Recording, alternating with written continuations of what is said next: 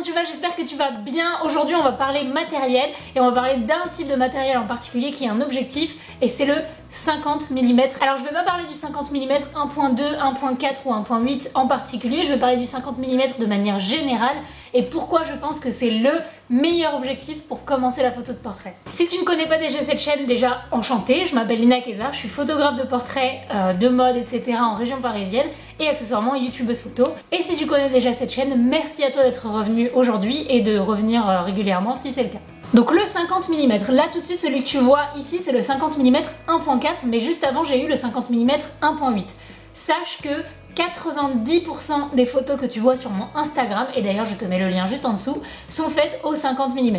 Alors pourquoi je pense que c'est vraiment le premier objectif que tu devras acheter et l'objectif parfait pour le portrait? Premièrement parce qu'il est léger et compact. Je sais pas si tu te rends compte le peu de volume que ça prend dans un sac, c'est vraiment ridicule, c'est parfait pour quand tu pars en voyage ou alors quand tu pars dans une journée de shoot où tu sais que tu vas avoir un sac à trimballer, c'est vraiment hyper léger et puis même une fois monté sur le boîtier, c'est important parce qu'un réflexe ça peut être parfois lourd, surtout avec les objectifs montés dessus, alors qu'avec un 50 mm ça reste vraiment utilisable toute la journée sans se faire une tendinite du poignet quoi. Donc ça c'est vraiment l'avantage numéro 1, la légèreté, la compacité, le fait qu'il soit petit, qu'il rentre partout et c'est trop bien. L'avantage numéro 2 c'est qu'on peut photographier avec quand il fait sombre, voire quand il commence à faire nuit. L'ouverture est très bonne et donc ça te permet d'avoir beaucoup de lumière. Du coup même dans les situations où tu es dehors et où il commence à faire nuit ou alors tu es dans une pièce qui est relativement sombre, tu vas pouvoir exploiter le maximum de lumière avec cette bonne ouverture et donc shooter même dans des situations où il fait un peu sombre.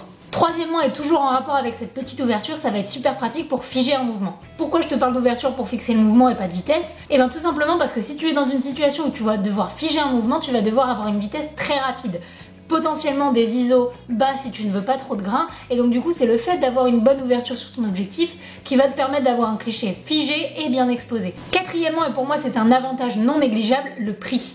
Le 50 mm c'est un des objectifs les moins chers, c'est pour ça qu'en général c'est celui qu'on prend en premier quand on veut commencer parce qu'en termes de rapport qualité-prix, personnellement je trouve que c'est le meilleur, que ce soit chez Nikon ou chez Canon d'ailleurs. Du coup c'est vraiment un budget accessible que tu peux mettre même si tu commences la photographie ou si tu as déjà des objectifs et que tu veux un nouvel objectif dans lequel investir, ça va pas être un coût trop important. Cinquième argument en faveur du 50 mm selon moi c'est sa polyvalence. Comme je te l'ai dit, moi j'utilise le 50 mm pour au moins 90% de mes photos et donc que ce soit pour des portraits en pied, pour des portraits rapprochés, pour des portraits en studio où c'est vraiment du beauté, donc quand je vais me concentrer sur le visage, ou même pour de la nature morte et des photos de produits, je trouve vraiment que le 50 mm est adapté pour tous ces types de photos et donc ça le rend vraiment avantageux. Et enfin le sixième et dernier argument c'est qu'il n'a pas ou presque pas de distorsion comparé à un 35 mm ou un 85 mm. La 50 mm est celle qui se rapproche le plus de la vision humaine.